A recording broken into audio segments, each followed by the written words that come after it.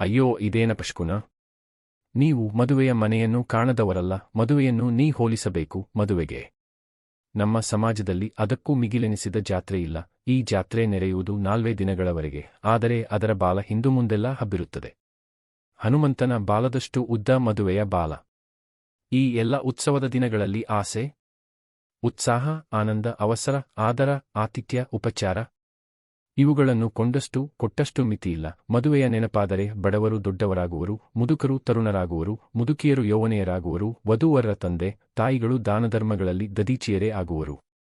ಸ್ವತಃ ವಧೂವರರು ಏನಾಗುವರೋ ನೀವೇ ಊಹಿಸಿರಿ. 100 ರೂಪಾಯಿ ಆದಾಯವಿಲ್ಲದ ಹಿರಿಯರು 400ರ ಸಾಲಕ್ಕೆ ಸಿದ್ಧರಾಗುವರು. ಆದರೆ ಹೀಗಾಗದಂಥವರಲ್ಲಿ ಒಬ್ಬಳೇ ಒಬ್ಬಳು, ನಮ್ಮ ಮಾಲತಿ. ಮಾಲತಿಗೆ ಇಂದು 16ನೆಯ ವಯಸ್ಸು, ತುಂಬಿದ ಯೌವನೆ. ಅವಳ ಒಬ್ಬನೇ ಒಬ್ಬ ಅಣ್ಣನಿಗಿಂದು ಮದುವೆ. ಬಾಯಿ ಹಿಡಿಯದಷ್ಟು ದೊಡ್ಡ ಶಬ್ದ. ಅಣ್ಣನೆಂದರೆ ನಮ್ಮ ಮಹೇಶ. ಅವನ ಮನೆಯಲ್ಲೇ ಅವನಿಗೆ ಮದುವೆ. ಅವನಿಗೇನು, ಶ್ರೀಮಂತರ ಮನೆಯ ಹುಡುಗ ಬೇಡಿ ಕಾಡಿ. ಹೆಣ್ಣು ಕೊಡುವವರೆಷ್ಟು ಮಂದಿ ಬೇಕು. ಅದಕ್ಕಾಗಿಯೇ ಇಂದು ತಾರೆಯನ್ನು ಅವನ ಕಾಲಬುಡಕ್ಕೆ ತಂದು ದಾರೆಯೆರೆಯಲು ಅವಳ ತಂದೆ ತಾಯಿಗಳು ಸಿದ್ಧರಾಗಿರುವರು. ತಾರೆಯ ತಂದೆ ತಾಯಿಗಳು ದರಿದ್ರರಲ್ಲ, ಅಲ್ಪಸ್ವಲ್ಪ ಐಶ್ವರ್ಯವಿದೆ, ಕುಳಿತು ಉಣ್ಣುವಷ್ಟು ಸಂಪತ್ತಿದೆ. ಅಷ್ಟೇ ಅಲ್ಲ, ತಂದೆ ತಾಯಿಗಳಿಗೆ ಸಂತತಿಯೆಂದರೆ ಒಬ್ಬಳೇ ತಾರೆ. ಆದರೂ ಮಹೇಶನ ತಂದೆ ಮಧುಕರನನ್ನು ಹರ್ಷಗೊಳಿಸಲು ಅವರು ಹುಡುಗಿಯನ್ನು ಕರೆತಂದು ಅಲ್ಲಿಯ ತನಕ ದಾರೆಯೆರೆಯಲು ಸಿದ್ಧರಾಗಿರುವರು. ಮಧುಕರನು ಶ್ರೀಮಂತ, ಆ ಊರಿಗೆ ಕುಬೇರನಂತ ಶ್ರೀಮಂತ. ದಿನದೂಟಕ್ಕೆ ತಿರುಪೆಗೆ ಹೋಗುವವರು ಸಹ ಮನೆಮದುವೆ ಬಂದಿತೆಂದರೆ ಸಾಲ ಮಾಡಿಯಾದರೂ ಜರತಾರಿ ಉಟ್ಟು ಮೆರೆಯುವಾಗ ಮಧುಕರನು ಹೇಗಿರಬೇಡ. ಅವನ ಮೈತುಂಬ ಜರತಾರಿ, ಮಗನ ಮೈತುಂಬ ಚಿನ್ನ, ಸೊಸೆಯ ಮೈತುಂಬ ಆಭರಣಗಳೇ. ಇನ್ನು ಮದುವೆಯೆಂದರೆ ಮಂಟಪ ಹೇಗಿರಬೇಕು, ಓಲಗ ಹೇಗಿರಬೇಕು, ವಾದ್ಯನೈವೇದ್ಯಗಳು ಹೇಗಿರಬೇಕು, ಇವನ್ನೆಲ್ಲ ಬಿಡಿಸಿ ಹೇಳಬೇಕೆ? ನೀವಷ್ಟು ತಿಳಿಯದವರೇನು? ಅಡುಗೆ ಮನೆಯ ಪರಿಮಳವು ದೇವತೆಗಳ ಬಾಯಿಂದ ನೀರು ತರಿಸಬೇಕು. ಸುಳ್ಳೆನ್ನುವಿರಾದರೆ ಅವನ ಮನೆಹಿತ್ತಲಿನ ಸುತ್ತ ಸೇರಿದ ಆ ದ್ವಿಪಾದ ಚಿತುಷ್ಪಾದ ಪ್ರಾಣಿಗಳನ್ನು ಕೇಳಬಾರದೆ? ತಪ್ಪಿ ಉಳಿದದ್ದನ್ನೆದಿರು ಕಾಯ್ಲು, ಕಡಿಮೆ 100 ಹೊಲೆಯರು, ಅದರ ಇಮ್ಮಡಿ ಶುನಕರು ಜತೆಯಲ್ಲಿಯೇ ಮೈತ್ರಿಯಿಂದ ನೆರೆದಿದ್ದರು. ಆ 100 ಮಂದಿಗೆ ತಮ್ಮನ್ನು ಅಲ್ಲಿ ನೆರೆದ ಉಳಿದವರಂತೆ ಮದುವೆ ಚಪ್ಪರದೊಳಗಿನವರು ಕಾಣುವರೆಂಬ ತಿಳಿವು ಆ ಆನಂದದ ಗಳಿಗೆಯಲ್ಲಿ ಅಥವಾ ಅಜ್ಞಾನದ ಗಳಿಗೆಯಲ್ಲಿ ಹೇಗೆ ಉಂಟಾಗಬೇಕು? ಇವರಿಗೆ ಬಾರದ ಯೋಚನೆಯು ಆ ಯಾವತ್ತೂ ಪ್ರಾಣಿಸಮೂಹದಲ್ಲಿ ಒಂದೇ ಒಂದು ಹೃದಯಕ್ಕುಂಟಾಗಿದೆ. ಆದೂ ಮಾಲತಿಯ ಒಡಲು. ಅವಳು ಮದುವೆಯ ಸ್ಮರಣೆಯೂ ಇಲ್ಲದವಳಂತೆ ಮನೆಯ ಮಾಡಿಯಲ್ಲಿ ನಿಂತುಕೊಂಡು ಪಶ್ಚಿಮ ದಿಗಂತವನ್ನು ಇಣಿಕಿ ನೋಡುತ್ತಿರುವಳು. ಅವಳ ದೃಷ್ಟಿಗೆ ಈ ದ್ವಿಪಾದ ಚತುಷ್ಪಾದ ವೃಂದವೂ ಬಿತ್ತು. ನೋಡುತ್ತ ನೋಡುತ್ತ ಅವಳ ಕಣ್ಣುಗಳಿಂದ ನೀರು ಹೊರಟಿತು. ಹೊಂಬಣ್ಣದ ದಿಗಂತದಲ್ಲಿ ಸೂರ್ಯನು ಮುಳುಗುತ್ತಿದ್ದನು. ಅದು ಗೋಧೂಳಿ ಸಮಯ. ಆದರೆ ಗೋಧೂಳಿ ಇಲ್ಲ, ಕಾರಣ ಆ ದಿನ ಊರ ದನ ಕಾಯುವ ಬಾಲಕರೆಲ್ಲ ಮದುವೆಯ ನೋಟ ನೋಡಲು ಬಂದಿದ್ದರು. ಚಪ್ಪರದಿಂದ ಸುಲಗ್ನ ಸಾವಧಾನ ಎಂಬ ಮಂತ್ರಘೋಷವು ಮೇಲಕ್ಕೇರಿ ಗಗನ ಮಂಡಲವನ್ನು ಚುಂಬಿಸಲು ಸೇರುತ್ತಿದೆ. ಮಾಲತಿಯೆನ್ನುವಳು ಈ ಹೊಂಬಣ್ಣವು ನಾಶವಾಗುವಂತೆ ಈ ಸುಲಗ್ನ ಸಾವಧಾನದ ಸ್ವರವೂ ಮುಗಿಯುವುದಿಲ್ಲವೇ? ಸ್ವರವಳಿಯಲು ಅದಕ್ಕೆ ಕಾರಣವಾದ ಸುಖವು ಶಾಶ್ವತವೇ ಎಂದು. ಈ ಯೋಚನೆಯೊಡನೆ ಅವಳ ಕಣ್ಣುಗಳು ಕೆಂಪಡರಿದವು. ಆವೇಶಕ್ಕೆ ಮಿತಿಯಿಲ್ಲದಾಯಿತು. ಇದುವರೆಗೆ ಸಂತಸದ ರಾಜ್ಯದಲ್ಲಿದ್ದೂ ಸಿಟ್ಟೇನೆಂದರಿಯದ ಬಾಲಿಕೆಯು ನನ್ನಂತೆ ಇವರಾದರೆ ಎಂದು ಶಪಿಸಿದಳು. ಎಂತಹ ಕ್ರೂರ ಶಾಪ! ನನ್ನಂತೆ ಇವರಾದರೆ ಆದರೇನು? ಹಾಗಾದರೆ ಈ ಮಂತ್ರವು ಹೊರಡುವುದಿದೆಯೇ? ಈ ಗದ್ದಲವು ಕೇಳಿಸುವುದಿದೆಯೇ? ಅವಳ ಕಣ್ಣೆದುರಿನಲ್ಲಿ ಸಾಲುಸಾಲಾಗಿ ಕುಳಿತ ಆ ಹೊಲೆಯರ ಮಕ್ಕಳು ಅಲ್ಲಿ ಸೇರುವುದಿದೆಯೇ? ಮಾಲತಿಯು ವಿಧವೆ, ಬಾಲವಿಧವೆ. ಅವಳಂತೆ ಇವರಾದರೆ ಏನಾಗುವುದೆಂದು ಆಗ ಯೋಚಿಸಿರಿ. ಇನ್ನು ಅವಳು ಅದೇ ಶಾಪವನ್ನು ಕೊಡುತ್ತಿರುವಳು.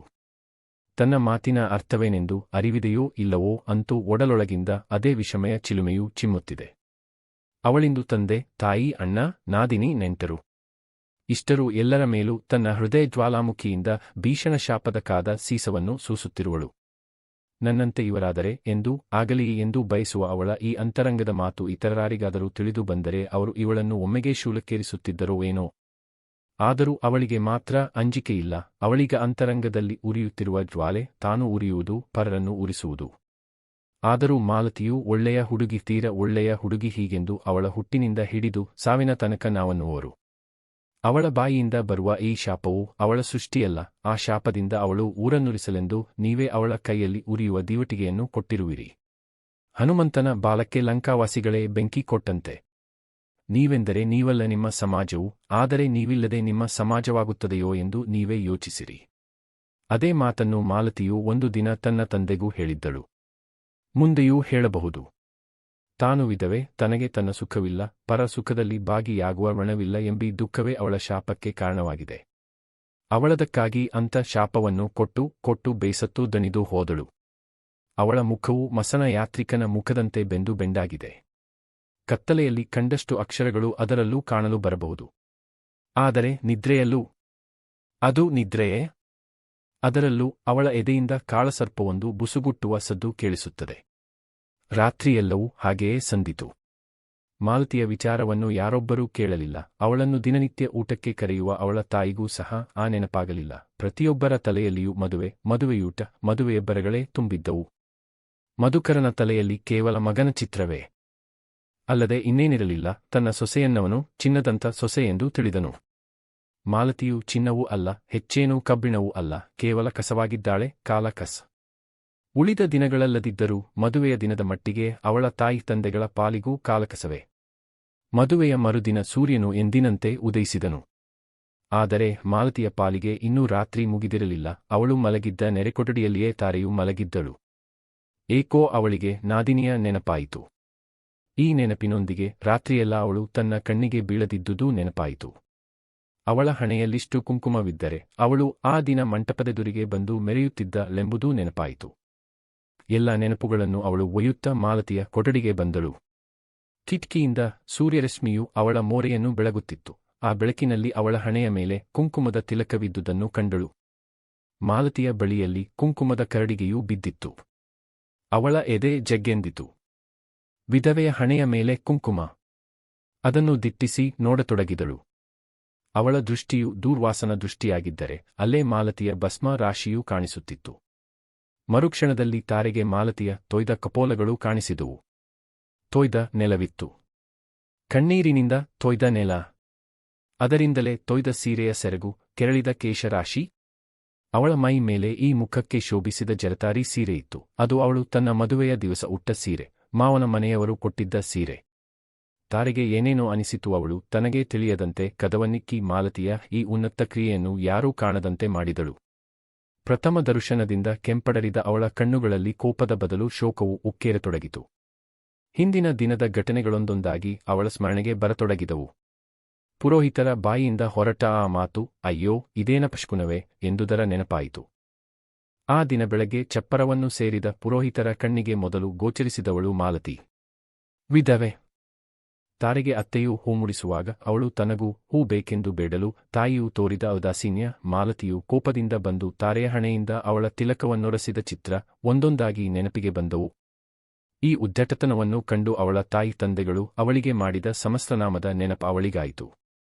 ತಾರೆಯ ಒಡಲಲ್ಲಿ ಈ ಒಂದೊಂದು ಕಲ್ಪನೆಯ ಒಂದೊಂದು ಅಂಬಿನಂತೆ ನಾಟಿಕೊಂಡವು. ಅವಳಿಗೂ ನನಗೂ ಹೀಗಾದರೆ ಎಂಬ ಕಲ್ಪನೆಯುಂಟಾಗಿ ಮಾಲತಿಯನ್ನು ನೆನೆದು ತುಂಬಾ ಅತ್ತಳು. ತನ್ನ ವಿವಾಹ ಉತ್ಸವವು ಮಾಲತಿಯ ವ್ಯತೆಗೆ ಕಾರಣವಾಯಿತೆಂದು ಉನ್ಮತ್ತಳಾಗಿ ಅವಳಿಗಾಗಿ ತನ್ನ ಕುಂಕುಮವನ್ನು ಅಳಿಸಿಕೊಂಡವಳಂತೆ ಅಳಿಸಿಕೊಂಡಳು. ಅಷ್ಟಕ್ಕೂ ಅವಳ ದುಃಖ ತಡೆಯಲಿಲ್ಲ. ಕೇವಲ ಪರವಶಳಂತೆ ಅತ್ತಿಗೆ ಎಂದು ಮಾಲತಿಯ ಕೊರಳನ್ನು ತಬ್ಬಿಕೊಂಡು ಅತ್ತಳು. ಆಗ ಮಾಲತಿಗೆ ಎಚ್ಚರವಾಯಿತು. ಅವಳಿಗೇನೊಂದು ಪ್ರಥಮ ಬಾರಿಗೆ ಹೊಳೆಯಲಿಲ್ಲ. ತಾರೆಯನ್ನೇ ನೋಡಿದಳು. ಅವಳು ತಾರೆಯೆಂದೂ ಸಹ ಕಾಣಿಸಲಿಲ್ಲ. ತನ್ನನ್ನಣಕಿಸಲು ಸದವೆಯೊಬ್ಬಳು ಬಂದಿರುವಳೆಂದು ತೋರಿತು. ತಾರೆಯ ಹಣೆಯ ಮೇಲಿನ ಕುಂಕುಮವನ್ನು ಅವಳೇ ಅಳಿಸಿಕೊಂಡಿದ್ದರೂ ತಾನೊಮ್ಮೆ ಅಳಿಸುವೆನೆಂದು ಅವಳ ಹಣೆಯನ್ನು ಬರೆಸಿದಳು. ಅಳಿಸಿದ ಕುಂಕುಮವು ತನ್ನ ಕೈಗೆ ಹಿಡಿದುದನ್ನು ಕಂಡು ಹಿಗ್ಗುವ ಇಚ್ಛೆಯಾಯಿತು. ಆದರೆ ಬರಿದಾದ ಕೈಯನ್ನು ಕಾಣುತ್ತಾಳೆ. ತಾರೆಗೆ ಅವಳ ಈ ಅವಸ್ಥೆಯನ್ನು ಕಂಡು ಅದೇ ಅವಸ್ಥೆಯಲ್ಲಿ ತಾನೂ ಇರುವೆನೆಂಬ ತಿಳಿವಾಯಿತು. ಆದರೇನು ಮಾಡಲಿ ಎಂಬ ಭೀತಿಯಾಯಿತು. ಆ ದುಃಖದಲ್ಲೂ ಗೆಳತಿಯನ್ನುಪಚರಿಸುವುದು ತನ್ನ ಕರ್ತವ್ಯವೆಂದು ಅಕ್ಕ ಮಾಲತಿ ಎಂದಳು. ಮುಂದೆ ಶಬ್ದಗಳು ಹೊರಡುವಷ್ಟರಲ್ಲಿ ಮಾಲತಿಯ ಮಾತಿನ ಸಿಡಿಲು ಅವಳ ಹಣೆಯನ್ನು ಬಡಿಯಿತು. ನೀನು ನನ್ನಂತೆ ಎಂದಳು. ತಾರೆಯು ಅದಕ್ಕೆ ಇಲ್ಲ, ನೀನು ಅಳಿಸುವ ಮೊದಲು ನಾನೇ ಆಳಿಸಿಕೊಂಡಿರುವೆ ಎಂದುತ್ತರಿಸಿದಳು. ಈ ಮಾತುಗಳನ್ನು ಕೇಳುತ್ತಲೇ ವಿಕಟಹಾಸ್ಯವೊಂದು ಮಾಲತಿಯ ಮೋರೆಯನ್ನಾವರಿಸಿತು. ಮರುಕ್ಷಣದಲ್ಲಿ ಹಾಸ್ಯವು ಮಾಯವಾಗಿ ತನ್ನಿಂದ ತಾರೆಯು ವಿಧವೆಯೇ ಎಂಬ ಭಾವನೆಯೂ ಮೂಡಿ ಅವಳು ತನ್ನ ಗೆಳತಿಯ ತೊಡೆಯ ಮೇಲೆ ಮೂರ್ಛಿತಳಾಗಿಬಿಟ್ಟಳು. ಮಾಲತಿ ಈಗ ಚೈತನ್ಯಶೂನ್ಯಳಾಗಿ ಮಲಗಿದ್ದಾಳೆ. ಅವಳಿಗೆ ಪ್ರಜ್ಞೆಯಿಲ್ಲ. ತಾರೆಯು ಅವಳನ್ನು ಕಾಣುತ್ತಾಳೆ. ಪ್ರಜ್ಞೆಯಿದೆ, ಆದರೆ ಯೋಚಿಸುವ, ಚಲಿಸುವ ಶಕ್ತಿಯಿಲ್ಲ. ಒಬ್ಬಳು ಸಮಾಜದ ವಿಧವೆಯು, ಒಬ್ಬಳು ಇನ್ನೊಬ್ಬಳಲ್ಲಿ ತನ್ನ ದಿಟ್ಟತನಕ್ಕಾಗಿ ಹೃತೂರ್ವಕವಾಗಿ ಕ್ಷಮಾಯಾಚನೆ ಮಾಡುತ್ತಿದ್ದಾಳೆ. ಇನ್ನೊಬ್ಬಳು ತನ್ನ ಗೆಳತಿಯನ್ನು ಒಡಲಿನಿಂದಲೇ ಸಂತೈಸುತ್ತಿರುವಳು. ಕಾಯಗಳೆರಡು, ಜೀವವು ಒಂದು. ಅಲ್ಲಿಗೆ ಸದವೆ ವಿಧವೆಯರಿರುವರ ಸಂಗಮವಾಗಿದೆ. ಆ ಚೇತನವು ಅವರಿರುವರ ನವೀನ ಮುಖದ ಮೇಲೆ ನಿಮಗೆ ಕಾಣಿಸುವುದಿಲ್ಲವೇ?